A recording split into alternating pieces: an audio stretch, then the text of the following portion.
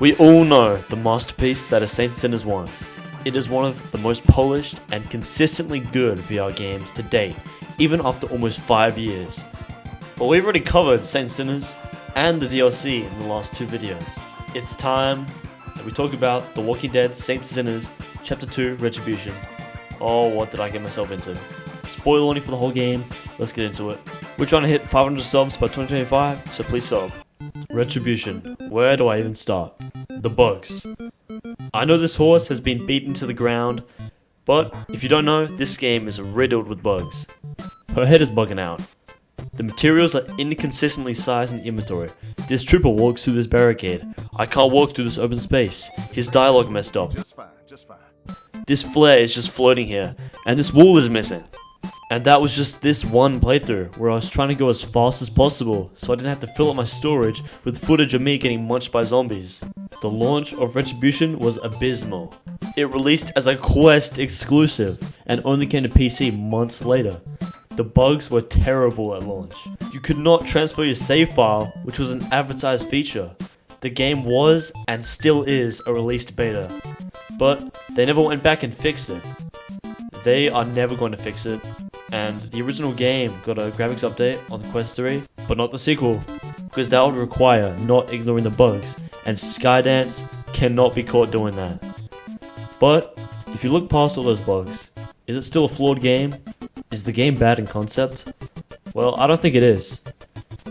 It's built off the same engine as the first game and showcases more dynamic missions and plotlines.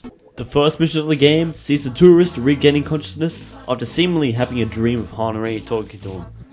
What stuck out to me as soon as I loaded in was the performance. It was awful. So I put the graphics down to minimum, but luckily it still looks pretty good. You make your way through a hotel with blueprints you were sent to retrieve.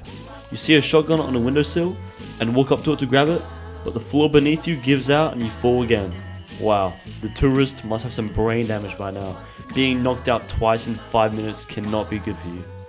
You're brought to a man named Father Carter, who you are working with. He wants to turn the hotel into a hospitable place where they can all live.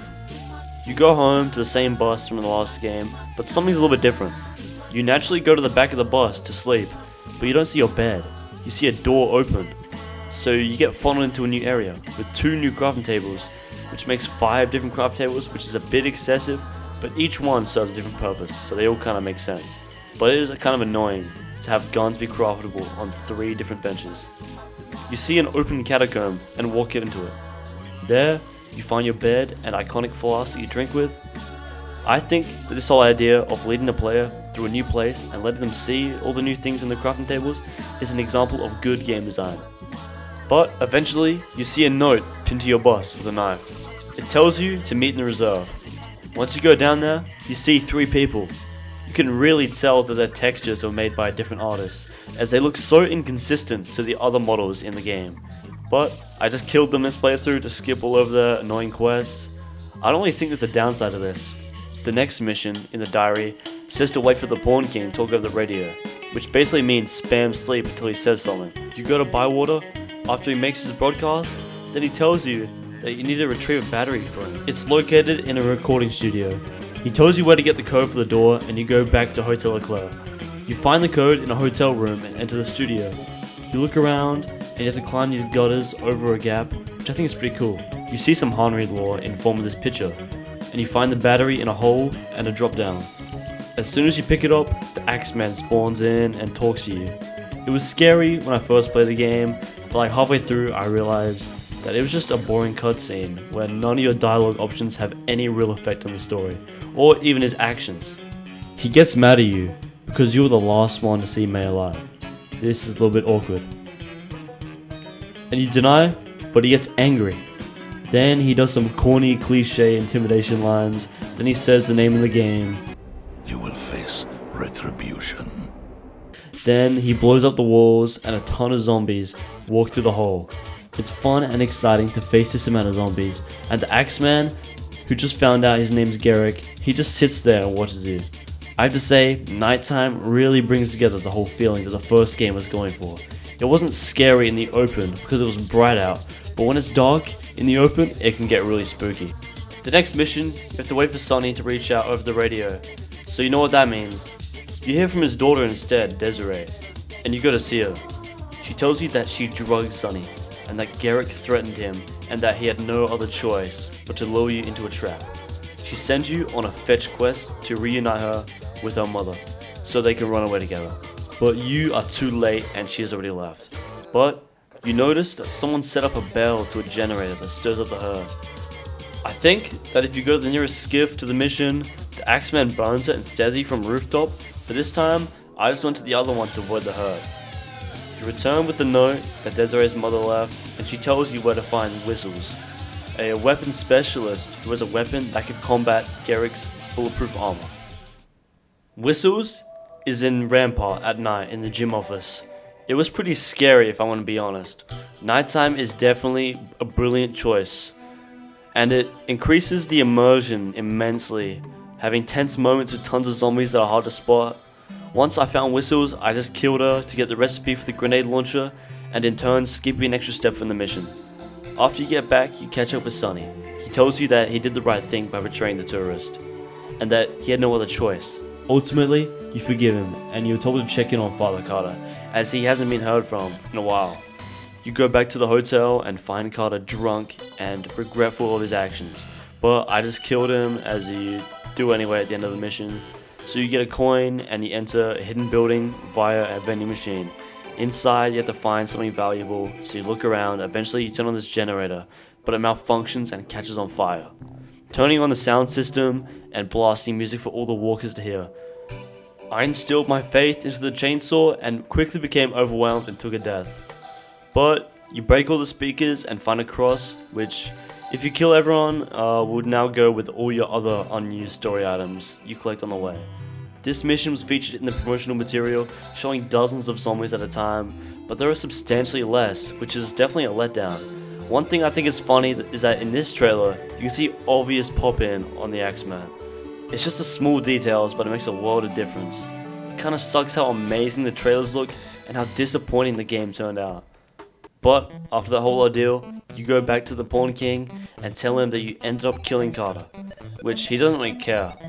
And he says that Sonny is the one responsible for placing the bells in Via Corolla and Old Town. Although he doesn't have a source for this, it's just an assumption which I'm pretty sure ends up being false, as the tower is experimenting with the bells. And if you pick the bad ending, the bells ring eternally in all the locales. Sonny says that Garrick is hiding out under a wine cellar in the hotel. I swear, half of the mandatory missions take place in the hotel map. It starts to get boring, but at least this one has a complete change of scenery. I'm gonna take a moment just to show what's happening here. I can see placeholder text from Out of Bounds in this high budget, vanilla unmodified game during normal circumstances. That is not something that should happen, and it sure as hell didn't happen in the last game. For this mission, I made sure that I bought lots of heals as I had PTSD from my previous playthroughs. But the one thing I did neglect to bring was ammo. And oh yeah, I forgot to craft the damn grenade launcher that is necessary to take down the boss. I crafted the launcher, and I forgot to make ammo, so I decided to go without it. You navigate the zombie-infested wine cellar and enter the sewer system via an elevator. You walk through the sludge, and then all of a sudden an explosion goes off and you're free-falling into an area surrounded by zombies.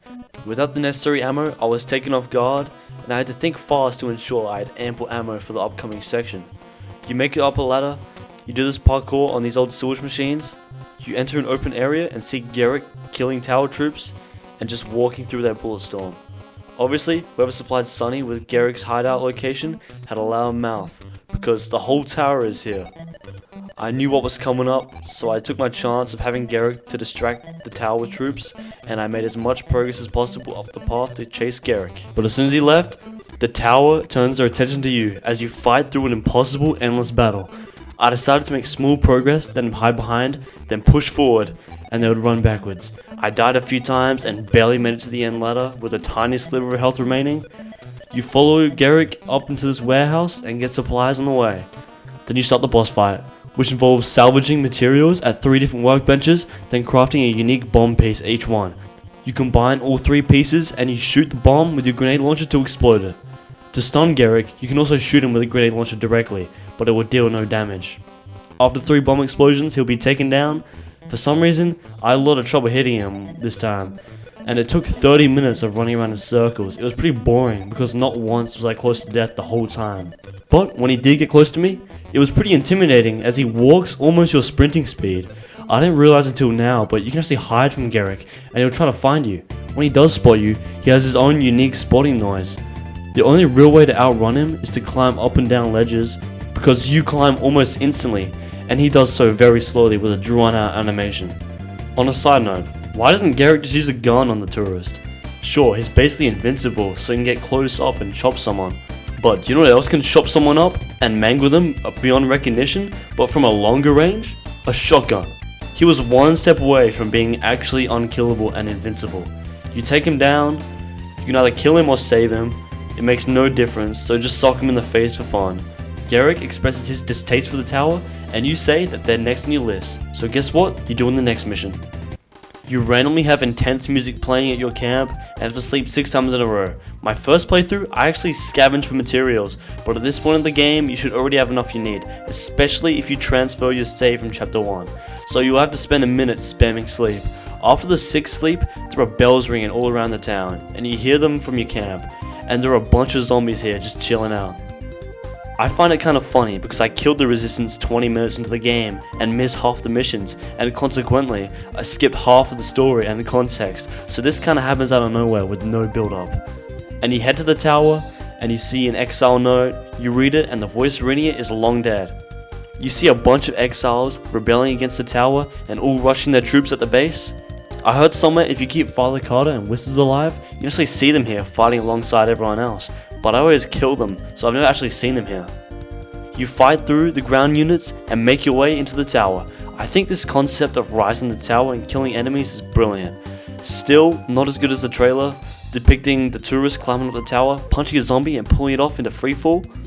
That trailer got me really hyped for the game, but it is still kind of fulfilled later in an area where you have to climb up a wall near the top of the tower, but it's extremely short. But back in the tower, you fight level by level, making your way higher and higher. These offices remind me of the Office Crash of the Titans level. Maybe I should review that game in the future. One thing I hate about this section and the game as a whole is these annoying armored soldiers. Their weakness is the grenade launcher, but they are almost unkillable without it. Once my grenade launcher ran out of durability, I was pretty much screwed, but after throwing myself at them over and over again, I eventually killed them and made it to the before mentioned wall climb and then an overhanging ledge climb. You make it to the leader of the tower's room. She's called Mama and is alluded to in the past, but this is your first time we actually see her. She says a speech about needing to lead the bells on. If you listen to her whole speech, she gives you a key to shut down the bells, which actually affects gameplay as all the maps after not shutting them off results in a skull being on their logos and a massive horde will be in each level. But this game has zero endgame content, so I always just kill her to get it over with. Technically it's the bad ending, but this whole game is the bad ending of the Saints and Sinners trilogy. So, should you buy this game if you don't already have it? Yeah. It's a pretty satisfying ending for the Saints and Sinners games, but the ending still leaves room for another hopefully better sequel. Maybe after Skydance is finished with their upcoming title Behemoth, they'll make another, or at least fix Retribution first. The core gameplay is all still there, and even expanded on with the chainsaw, boxing gloves, sawed-off shotguns, and more that I haven't mentioned. If you enjoyed the first game, then definitely pick it up. If you look past the bugs and issues, I think that Retribution is a good game. Better than most on the VR market. Its immersive knights, menacing rival Garrick, intimidating tower in the distance of all maps, and freedom to change the stories in a way you see fit. I keep talking about my first playthrough, and that is because I can still vividly remember it. Even on launch Quest version, I still thoroughly enjoyed my time with it. If you're seeing this, then thank you for watching the video to the end. If you enjoyed, every subscriber is appreciated. But with that all said, I'll see you all next time.